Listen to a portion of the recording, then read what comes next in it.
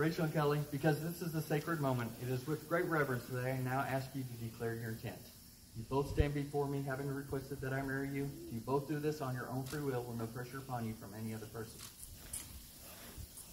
Do you promise to love each other, comfort each other, honor and keep each other, remaining faithful to each other as long as you both shall live? Now, if there's anyone here that sees just cause why these two should not be married today, don't even bother getting up. It's too late. They're getting married. Guys, today, promises become permanent and friends become family. However, this day is not about the words spoken or the rings exchanged, nor is it about grand pronouncements and recessional marches. This day, the day of Rachel and Kelley's wedding, is about love. Ephesians 4:2 says, "Be completely humble and gentle. Be patient, bearing one another in love." Rachel and Kelley, you have picked an absolutely wonderful verse. And I know why you picked it. It is not only a challenge, but it is also a promise. You two are both to display three attitudes, three virtues, of all which promote your unity as husband and wife.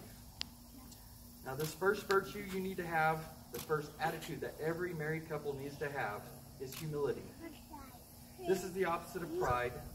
The person who is full of pride is completely self-centered. The person who is full of pride spends most of their time thinking of him or herself. Be completely humble. At all times and all places, do not overly think too much of yourself. Be humble. At all times and all places, build up the other person instead of yourself. The second virtue is you need to be gentle. Gentleness is the opposite of self-assertion, rudeness or harshness. It suggests having one's emotions under control. Instead of dealing harshly with one another, you're to be gentle in your attitude, and gentle in your behavior, and gentle in your talk. Very few things can create disunity among couples, but as quickly as being harsh and rude in your behavior and your attitude. The third and last virtue you need to have is patience. To be patient means you're long-suffering. It's the opposite, of course, of impatience or an absence of long-suffering. Why is it that we can be so short and abrupt with our loved ones while we have endless patience with our coworkers or supervisors? Very few things, for instance, can create disunity as quickly as being abrupt and impatient with one another. Rachel and Kelley, attitudes of humility, gentleness, and patience promotes unity among wives and husbands. The starting point to humility, gentleness, and patience is love. Love isn't just a word, it's an action. Love isn't something that you just say, it's something that you do. Love is genuine, honest and open, compassionate and kind, passionate and blind.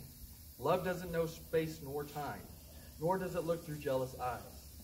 If you do not have this love, then you will not and cannot be humble, gentle, and patient. Now today the words you take are beautiful words representing even more beautiful intentions. They are a solemn pledge of your love and affirm your love as you join in marriage. Marriage is an expression of love and respect between two people and trust and faith in the future. But the union of husband and wife is also an alliance against the challenges and difficulties of life. When life gets tough, it's only going to be half as bad because you have someone by your side to help carry that burden. And when life grants you happiness, it's going to be more joyous because you have someone there to share it with. The words we say today have no magic or prophetic powers. The power of the wedding vow is merely a reflection of a reality that already exists in the hearts and minds of the both of you. Rachel and Kelley, nothing I can say or nothing you can say to each other today will ensure a long, satisfying, and committed marriage. Only your love for one another and your integrity to make that real can do that. Now, Kelley, as you face Rachel, please repeat after me. I, Kelley, take thee, Rachel, to be my partner in life.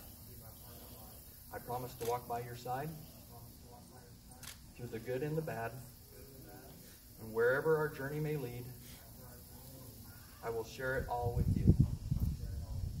As God is my witness, in front of family and friends, I will love you faithfully all the days of my life. Rachel, repeat after me. I, Rachel, take thee, Kelley, I, Rachel, take thee, Kelley, to be my partner in life. to be my partner in life. I promise to walk by your side through the good and the bad, and wherever our journey may lead, I will share it all with you. As God is my witness, in front of family and friends, I will love you faithfully all the days of my life. Rachel and Kelley, you have shared promises here in my presence and the presence of your guest. Do you have rings that you'd like to exchange? I have the rings, please.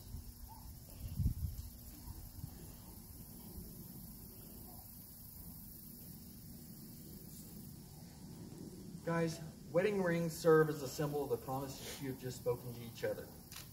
These rings are an outward and visible sign of an inward and invisible love that binds your two hearts together. Your rings are precious because you wear them with love. The wedding ring is a symbol of many things. They symbolize your commitment in marriage. They remind you of who you are, where you've been, and where you're going. These rings are made from precious metals and rare gems that symbolize a love that is pure, permanent, enduring, priceless, and irreplaceable.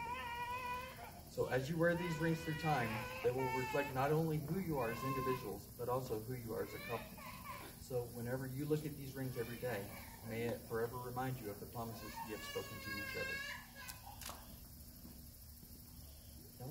Place that on Rachel's finger. Please repeat after me.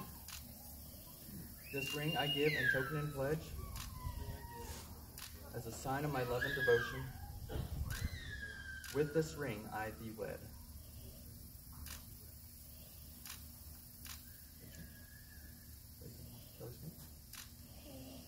This ring I give in token and pledge as a sign of my love and devotion. With this ring I thee wed.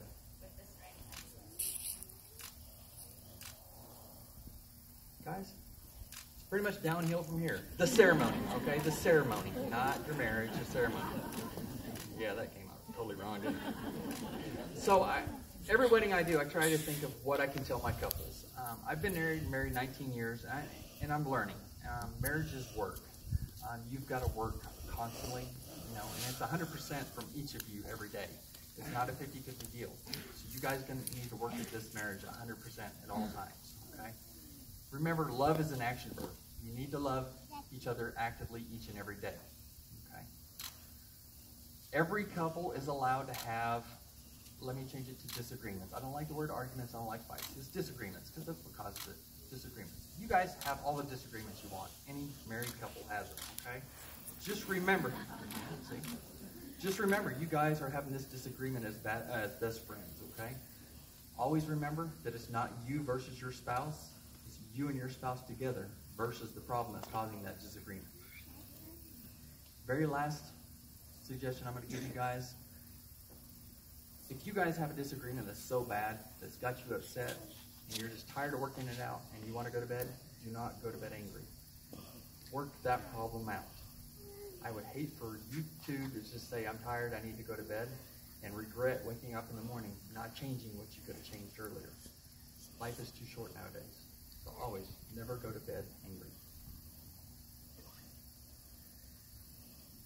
Kelley, I want you to take your hands here. Put your hand on top. Yes. No, put your other hand on top. Okay, Rachel. Move your hand for a minute, Kelley. Move your other hand, Kelley. Okay, now put both your hands on top of hers. Okay. You got it now? I got it. Okay. Is that what she's going to deal with? Okay.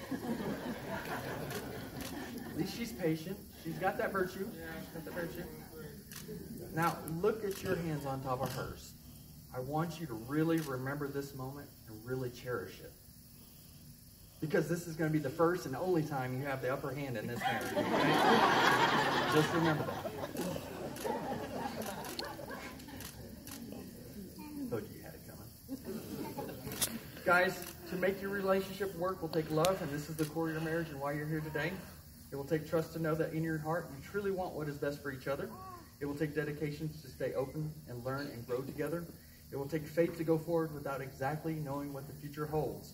And it will take a commitment to hold true the journey you have both pledged today.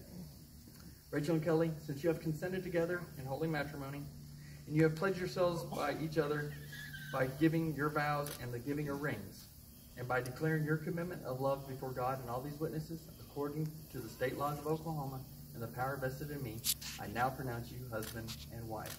Congratulations, Kelley. You may now kiss your wife.